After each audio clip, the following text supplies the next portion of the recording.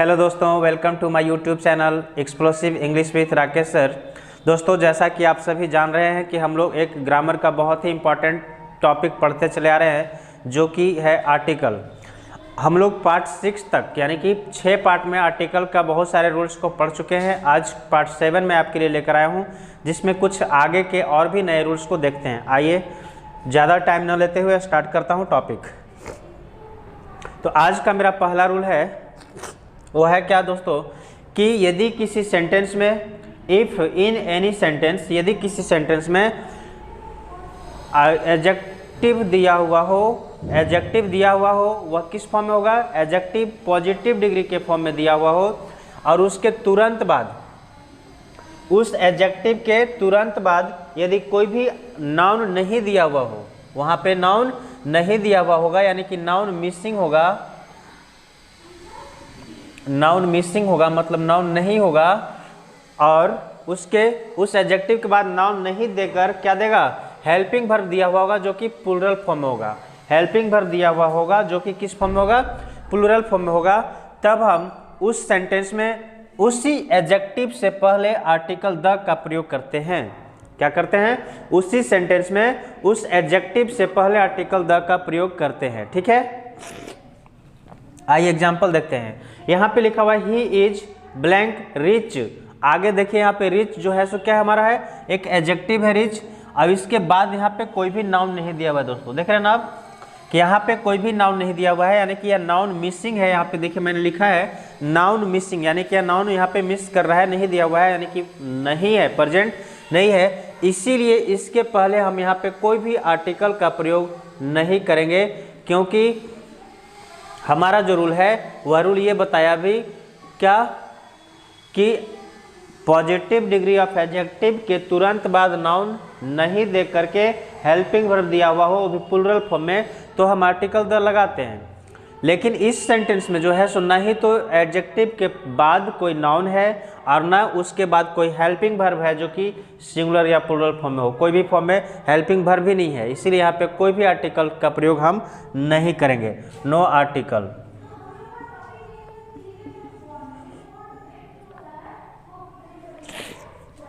ठीक है ना दोस्तों, आइए अगला सेंटेंस देखते हैं।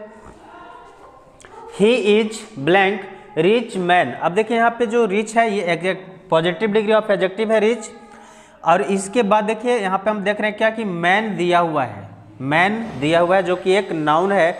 इसीलिए इस नाउन के कारण यहाँ पे हम आर्टिकल ए का प्रयोग करेंगे इसके साउंड के अनुसार। रिच साउंड जो है इसके अनुसार ए का प्रयोग करेंगे, आर्टिकल ए का प्रयोग करेंगे। अब कहेंगे आर्टिकल द का प्रयोग क्यों नहीं किए? क्योंकि यहाँ पे हमने इस रूल के अनुसार इसके बाद हमारा नाउन नहीं होना चाहिए, एडजेक्टिव के बाद नाउन के बदले में वहाँ पे हेल्पिंग वर्ब होना चाहिए जो कि प्लूरल फॉर्म में हो।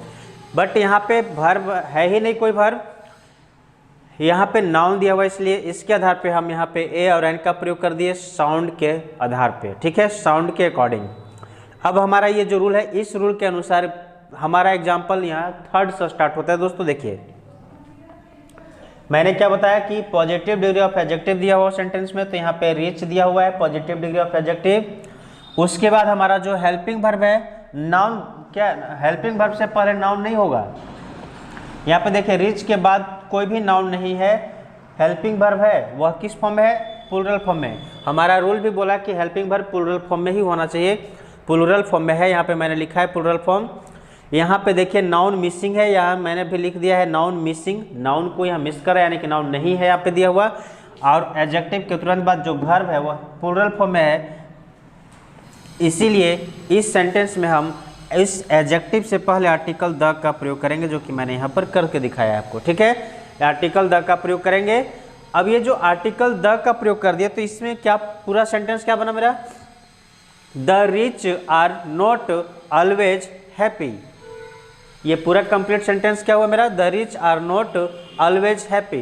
तो इसमें क्या होता है दोस्तों? इसका मतलब क्या हुआ कि रिच कहने का मतलब किसी एक व्यक्ति का बोध नहीं होता है ना। जब हम किसी भी एडजेक्टिव से पहले आर्टिकल द का प्रयोग कर दिए और उसके बाद हेल्पिंग वर्ब हमारा प्लूरल फॉर्म में हो, तो वहाँ पे जो ये एडजेक्टिव है किसी पार्टिकुलर नाउन को, पार्टिकुलर पर्सन, प्लेस को नहीं बताएगा, ये पूरे होल ग्रुप को बताता है, ठीक है ना।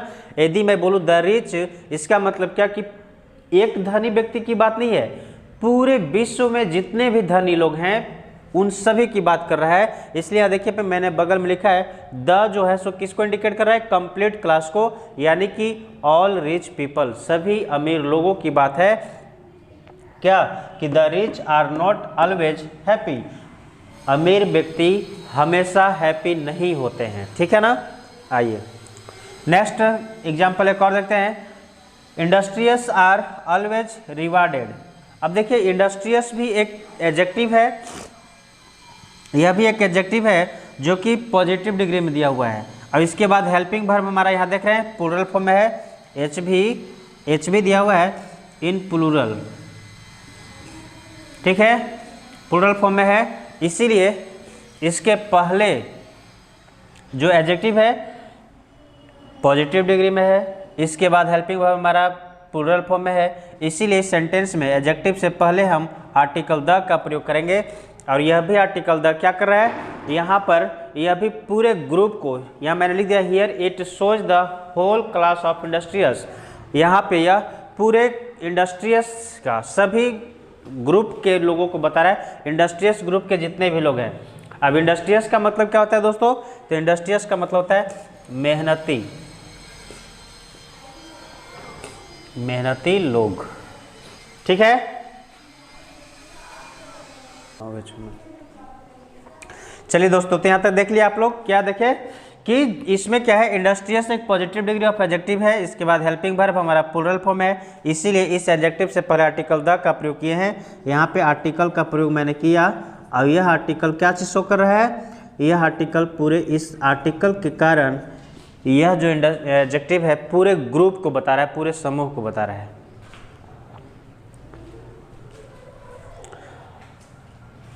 इसका आप जल्दी से स्क्रीनशॉट लीजिए या फिर नोट डाउन कीजिए।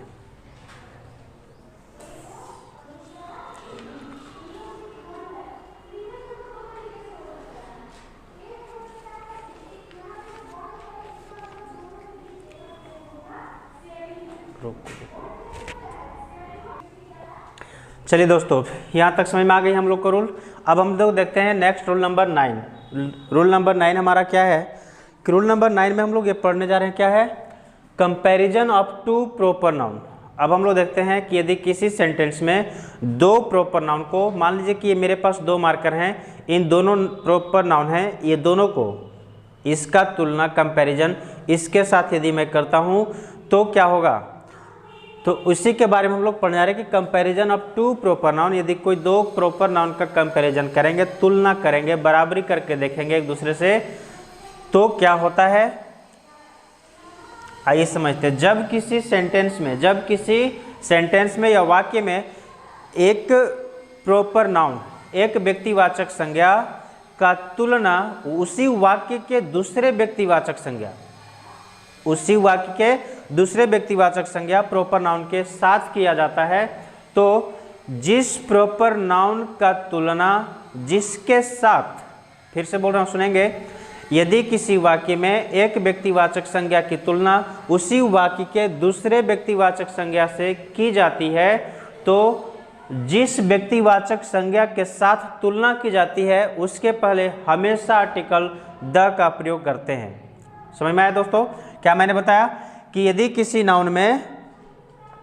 किसी सेंटेंस में एक प्रॉपर नाउन दिया हुआ है, पीएन प्रॉपर नाउन, और उसी में फिर एक और भी पीएन प्रॉपर नाउन दिया हुआ हो, तो हम क्या करेंगे कि यदि इसकी तुलना इसके साथ कर रहे हैं, इस प्लूरल नाउन की, प्रॉपर नाउन की, इस प्रॉपर नाउन की तुलना, कंपैरिजन इस प्रॉपर नाउन के साथ कर रहे हैं, तो हम हमेशा इसके, यानी कि जिसके साथ हम कंपैरिजन करेंगे उसके साथ हमेशा आर्टिकल द का प्रयोग करते हैं। चलिए आइए एग्जांपल देखते हैं।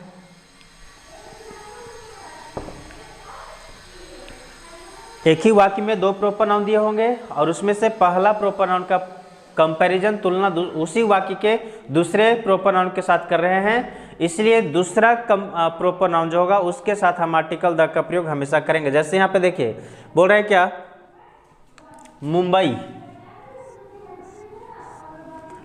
ठीक है ना। Mumbai is blank Manchester of India, Mumbai is blank Manchester of India. तो देखिए मुंबई की तुलना करें ना, हम किसकी तुलना करें, मैनचेस्टर की नहीं कर रहे हैं, मुंबई की तुलना कर रहे हैं कि मुंबई जो है सो भारत का मैनचेस्टर है। तो यानी कि मैनचेस्टर कहीं और दूसरे देश में हो सकता है, कहीं दूसरे जगह पे है, जिसकी बराबरी कर रहे हैं किसके साथ, मुंबई के साथ।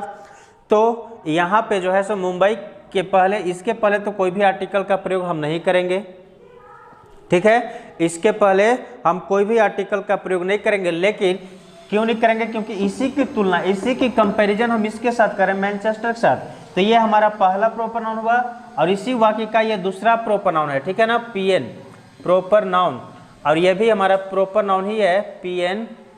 इसीलिए पहले प्रॉपर नाउन के पहले हम कोई भी आर्टिकल का प्रयोग नहीं करते हैं, बट जिसके साथ तुलना करते हैं, यानी कि हम मुंबई की तुलना करें इस मैनचेस्टर के साथ, इसीलिए इसके पहले हम हमेशा आर्टिकल द का प्रयोग करेंगे। क्या करेंगे, इसके पहले हमेशा आर्टिकल द का प्रयोग करेंगे। अब क्या हुआ हमारा sentence, Mumbai is the Manchester of India, Mumbai Bharat का मैनचेस्टर है। कोई दिक्कत। अगला सेंटेंस देखिए, बोल रहा है क्या, Kalidas is blank Shakespeare of India. अब यहाँ पे क्या हो रहा है इस सेंटेंस में, कालिदास भी एक प्रॉपर नाउन है, व्यक्तिवाचक संज्ञा है, और यहाँ पे शेक्सपियर भी एक व्यक्तिवाचक संज्ञा ही है, ठीक है ना। तो इसका कालिदास का, इनका कालिदास का कंपैरिजन, तुलना हम किसके साथ कर रहे हैं, शेक्सपियर के साथ कर रहे हैं। तो इसके पहले जिसके साथ हम करेंगे तुलना, उसके पहले हमेशा आर्टिकल द का प्रयोग करते हैं। तो यहाँ पे हम शेक्सपियर के साथ तुलना कर रहे हैं, किसका, कालिदास का, इसीलिए शेक्सपियर के पहले हम आर्टिकल द का प्रयोग करेंगे। अब हमारा सेंटेंस क्या बना, Kalidas is the Shakespeare of India, Kalidas Bharat के शेक्सपियर माने जाते हैं या शेक्सपियर कहे जाते हैं। तो क्या हुआ इसमें कि एक ही सेंटेंस में दो दो प्रॉपर नाउन दिए हुए हैं, कालिदास एक शेक्सपियर। कालिदास का तुलना, बराबरी कर रहे हैं, कंपैरिजन करके देख रहे हैं किसके साथ, शेक्सपियर के साथ। इसीलिए जिसके साथ कंपैरिजन करते हैं उसके पहले आर्टिकल द का प्रयोग हमेशा करते हैं। यहाँ पर मैंने किया, यहाँ तक कोई दिक्कत नहीं। आइए नेक्स्ट सेंटेंस देखते हैं, एक और एग्जाम्पल, कश्मीर इज, सॉरी इसमें, और ये कालिदास के पहले कोई भी आर्टिकल का प्रयोग नहीं करेंगे, ठीक है ना। कालिदास के पहले हम कोई भी जिस नाउन का, जिस प्रॉपर नाउन का कंपैरिजन उसी वाक्य के दूसरे प्रॉपर नाउन के साथ करते हैं, तो जिसके साथ कंपैरिजन करते हैं उसके पहले तो आर्टिकल द लगाते हैं, बट जिसकी तुलना की जाती है उसके पहले कोई भी आर्टिकल नहीं लगता है। यहाँ पे कालिदास की तुलना की जा रही थी इस शेक्सपियर के साथ, इसलिए इनके पहले कोई भी आर्टिकल का प्रयोग नहीं किया हम, ठीक है। आगे देखिए, Kashmir is blank Switzerland of India, Kashmir जो है सो क्या है, भारत का स्विट्जरलैंड है। तो यहाँ पे कश्मीर की बराबरी कर रहे हैं, ना कि स्विट्जरलैंड की कर रहे हैं, ठीक है ना। तो हम कश्मीर की बराबरी कर रहे हैं कि कश्मीर जो है सो भारत का एक स्विट्जरलैंड ही है, स्विट्जरलैंड जैसा माना जाता है, इसलिए इसकी तुलना कर रहे हैं इसके साथ। तो जिसके साथ कर रहे हैं उसके पहले तो आर्टिकल द लगाएंगे, यहाँ लगा दिया आर्टिकल द, क्योंकि इसके साथ मैं इसका तुलना कर रहा हूँ। बट जिसकी तुलना की जाती है उसके पहले कोई भी आर्टिकल का प्रयोग नहीं किया जाता है, सॉरी इसके पहले कोई भी आर्टिकल का प्रयोग नहीं करेंगे, ठीक है ना। इस तरह से ये हमारा रूल नंबर 9 था दोस्तों, इसको जल्दी से आप स्क्रीनशॉट लीजिए।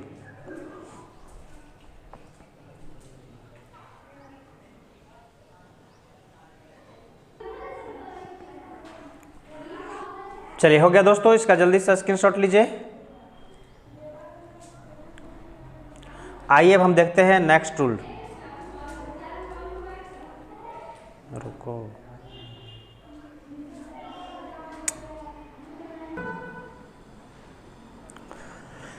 आइए दोस्तों फिर हम लोग देखते हैं अगला रूल क्या है। हमारा रूल नंबर 10 वह है इनर क्वालिटी, ठीक है ना। हम लोग देख रहे हैं क्या, इनर क्वालिटी, इनर क्वालिटी कहते हैं जिसका मतलब क्या हुआ, आंतरिक विशेषता, ठीक है, आंतरिक गुण जिसको कह सकते हैं।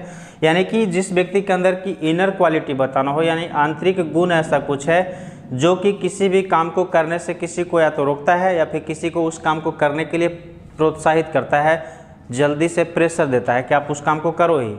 तो उसी के बारे में हम लोग पढ़ेंगे। यानी कि किसी भी सेंटेंस में वाक्य में जब कोई भी किसी वाक्य में किसी शब्द से किसी संज्ञा के आंतरिक विशेषता का पता चलता हो, ठीक है।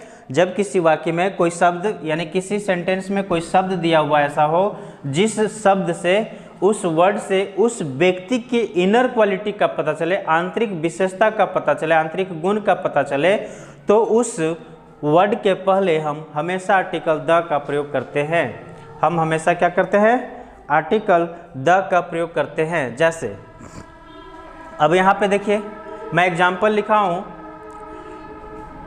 Teacher in me never allows me to tell a लाई।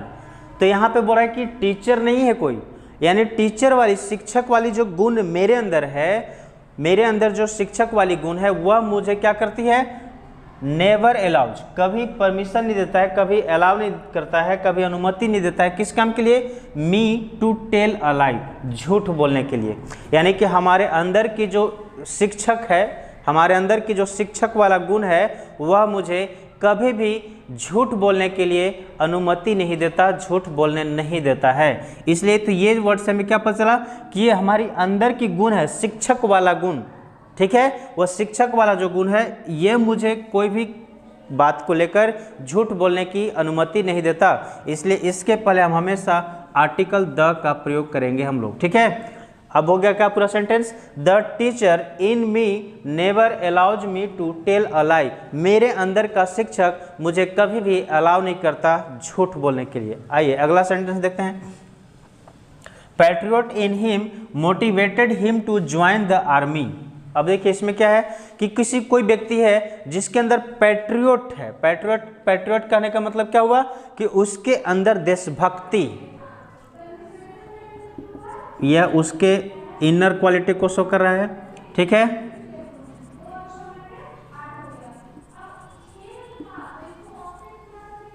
यहाँ भी टीचर जो है वह इनर क्वालिटी ही शो कर रहा है। तो ये जो उस किसी पर्सन के अंदर क्या है कि पैट्रियट वाली यानी कि देशभक्ति, देश प्रेम उसके अंदर है, और वही जो देश प्रेम उसके अंदर, देश प्रेम की भावना है, देशभक्ति की जो भावना है, उसको क्या करता है? हिम मोटिवेटेड, उसको हमेशा मोटिवेट करते रहता है ना, क्या चीज के लिए? Him to join the army, army join करो, आर्मी ज्वाइन करो, देश की सेवा करो, ठीक है ना।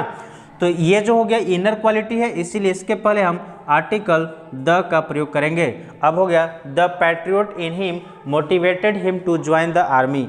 उसके अंदर का जो पैट्रियट है, देशभक्ति की भाव है, वह उसे मोटिवेट करता है आर्मी ज्वाइन करने के लिए, ठीक है ना। जल्दी से इसका स्क्रीनशॉट लीजिए आप।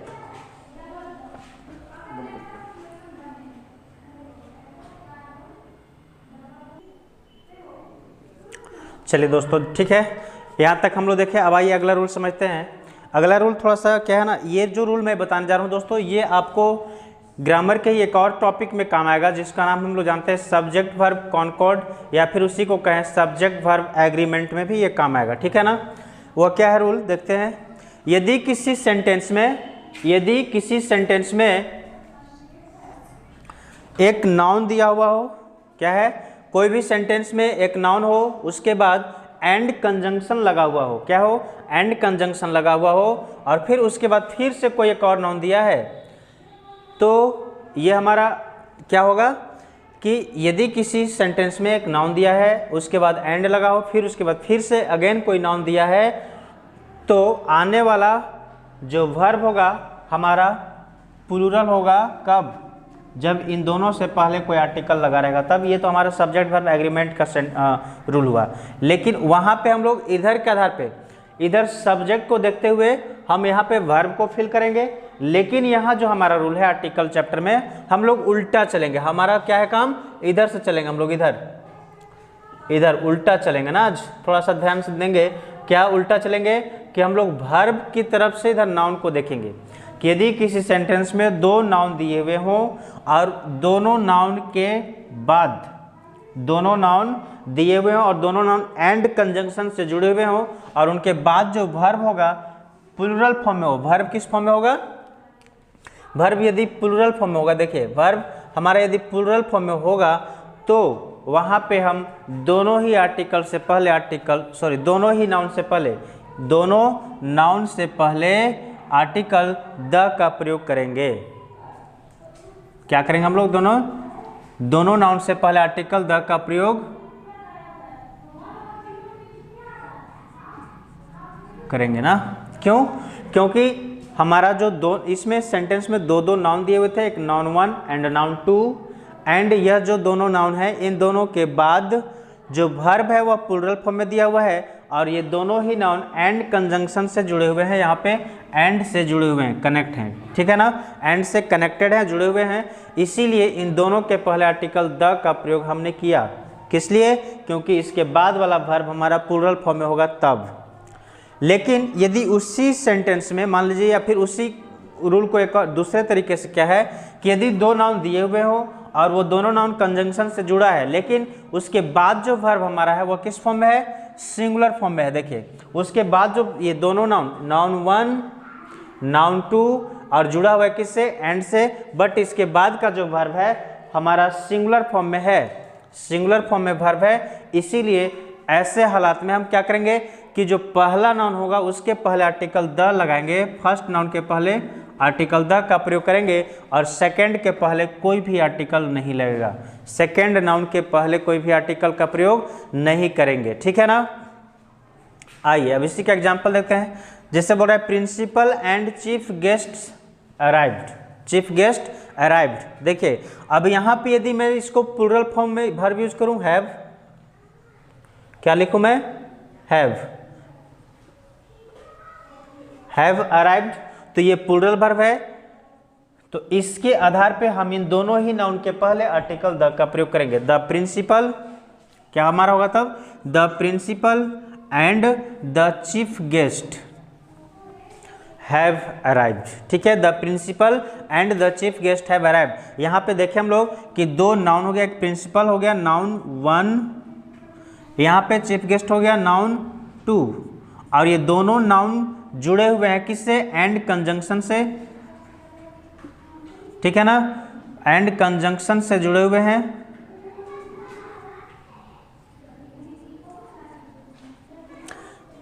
इस और इनके बाद जो वर्ब हमारा है प्लूरल फॉर्म में है, इसीलिए ये दोनों ही नाउन के पहले हम आर्टिकल द का प्रयोग किया, आर्टिकल द, यानी हमारा क्या हुआ सेंटेंस? The principal and the chief guest have arrived.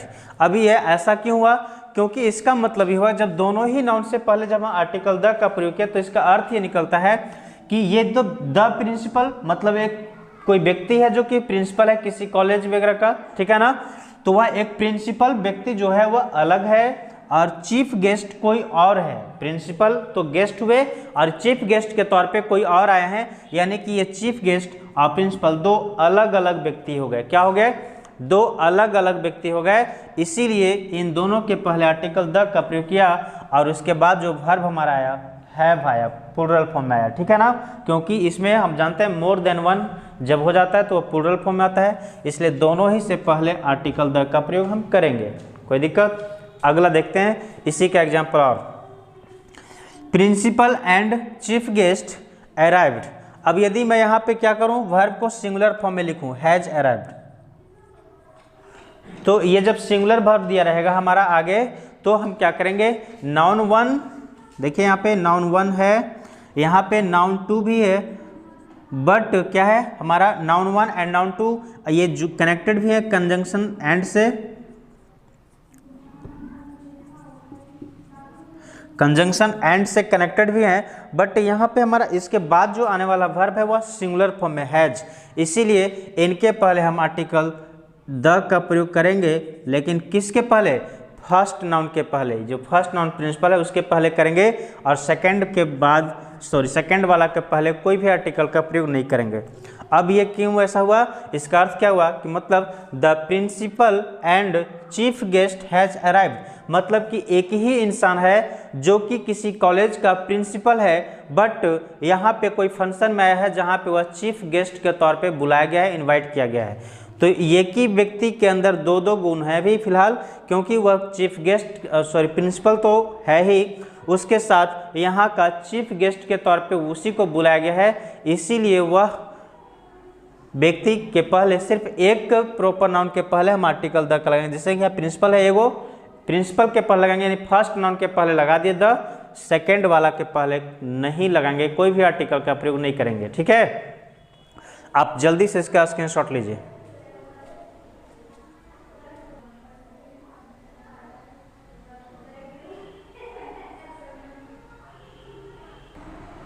चलिए दोस्तों, यहाँ तक हो गई बात। आइए अब हम लोग अगला रूल देखते हैं। नेक्स्ट,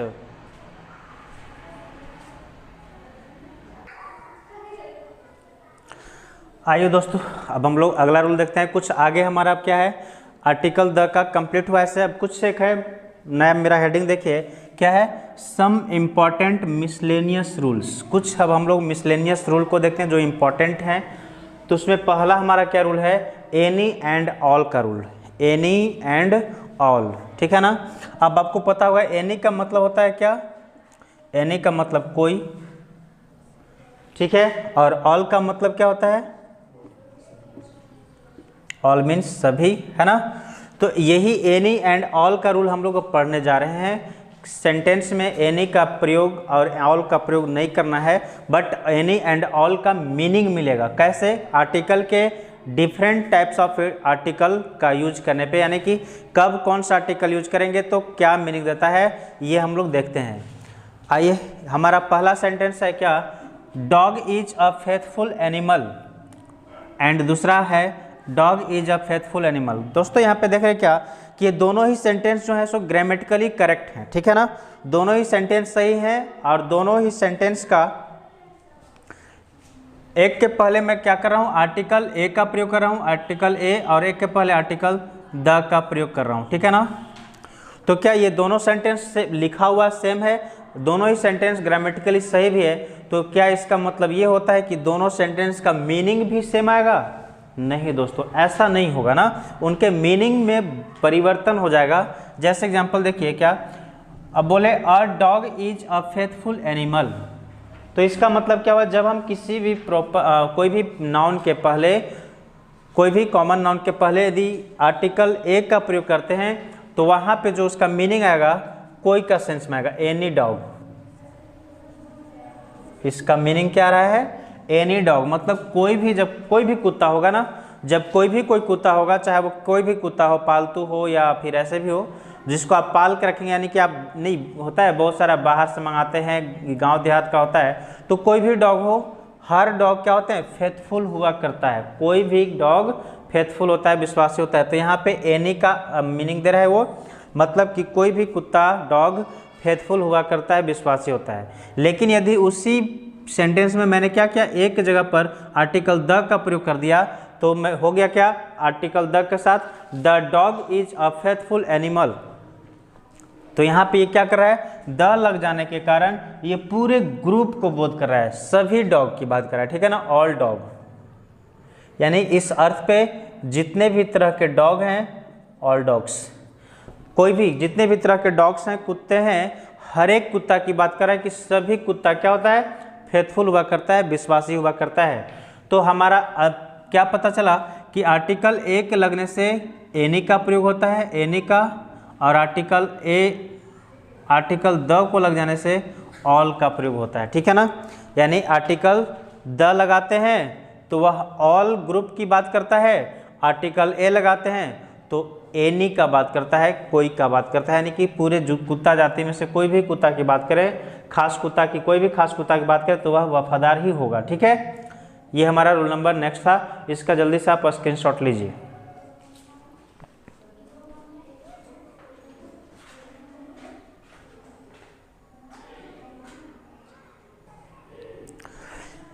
चलिए दोस्तों, तो यहाँ तक हम लोग रूल देख लिए। अब हम लोग देखते हैं नेक्स्ट रूल क्या है हमारा, रूल नंबर 12, एंड आज का ये लास्ट रूल होगा हमारा। क्या है, अननोन पर्सन। जब किसी सेंटेंस में कोई एक अननोन पर्सन की बात करना हो, या ऐसे भी हम लोग बोलचाल की भाषा में जब हम लोग अननोन व्यक्ति के बारे में बताना हो किसी को, तो हम लोग क्या करते हैं, कैसे यूज करेंगे, ये देखते हैं। तो हमारा क्या है ना कि अननोन पर्सन, यदि प्रॉपर नाउन दिया हो, सिर्फ प्रॉपर नाउन, तो प्रॉपर नाउन के पहले मैंने देखिए लिखा क्या प्रॉपर नाउन के पहले कोई भी आर्टिकल का प्रयोग करते नहीं है। No article is used before proper noun.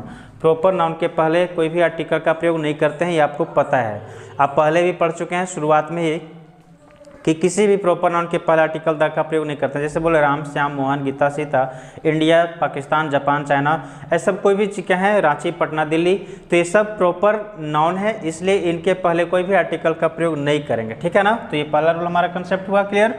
दूसरा क्या है कि यदि किसी सेंटेंस में क्या हो, सरनेम दिया हुआ हो, सरनेम में इस तरह सरनेम का रूल एक और पहले भी देखे कि यदि किसी सेंटेंस में कोई सरनेम दिया हो और वह सरनेम किस रूप में हो, प्लूरल फॉर्म में हो, ठीक है ना, सरनेम प्लूरल फॉर्म में हो तो उसके पहले हमेशा आर्टिकल द का प्रयोग करते हैं। कोई भी सरनेम दिया हुआ हो सेंटेंस में और वह सरनेम क्या हो, प्लूरल फॉर्म में हो तो उसके पहले आर्टिकल द का प्रयोग करते हैं। जैसे एग्जांपल देखिए, द सरमाज, मतलब ये क्या है, सरमाज। जब कोई भी सरनेम को प्लूरल फॉर्म में चेंज कर देते हैं, प्लूरल में लिखते हैं, तो उसका मतलब क्या होता है कि वह पूरे होल फैमिली यानी पूरे फैमिली को, पूरे परिवार को बोध कराता है। ये रूल हम लोग पहले पार्ट में देख चुके हैं क्या, कि जब किसी भी प्रॉपर नाउन का कोई भी टाइटल हो, उसका सरनेम हो, उस सरनेम को प्लूरल फॉर्म में लिखें तो वह पूरे ग्रुप, पूरे परिवार को बोध कराता है, इसीलिए उसके पहले हमेशा आर्टिकल द का प्रयोग करते हैं।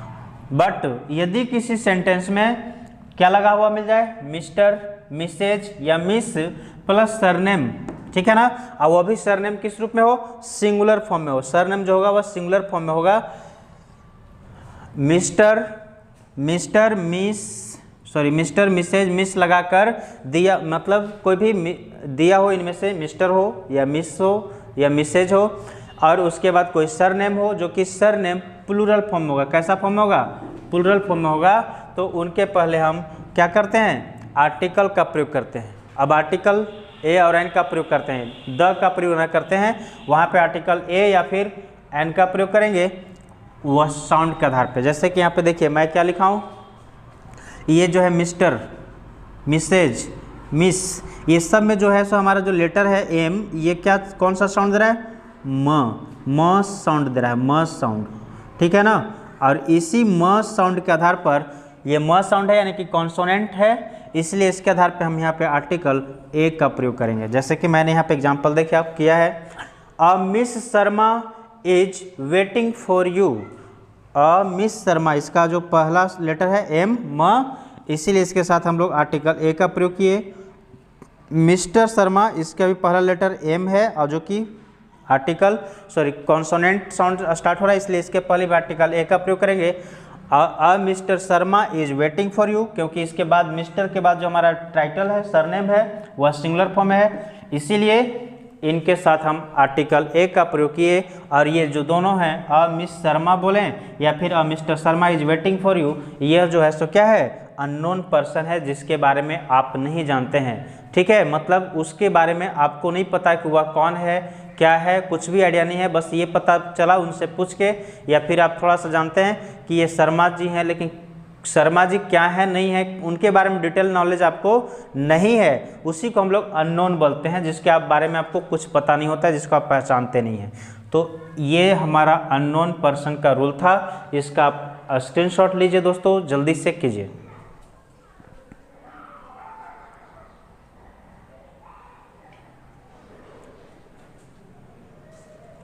चलिए यहाँ तक हो गई दोस्तों। तो इस तरह से ये हमारा आज का आखिरी रूल था। अब हम फिर से आते हैं नेक्स्ट पार्ट में, वह हमारा अगला जो पॉइंट होगा दोस्तों, नेक्स्ट पार्ट हम नए टॉपिक के साथ आने वाले हैं। टॉपिक नहीं, इसी का नया कुछ कंसेप्ट है, वह होगा हमारा ओमिशन ऑफ आर्टिकल। क्या है, वह हमारा है ओमिशन ऑफ आर्टिकल, ठीक है ना।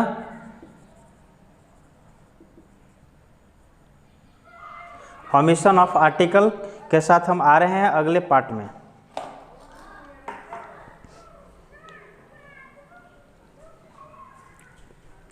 चलिए ठीक है, तो इस तरह से आज के लिए इतना ही दोस्तों, दैट्स ऑल। और यदि आपको वीडियो अच्छा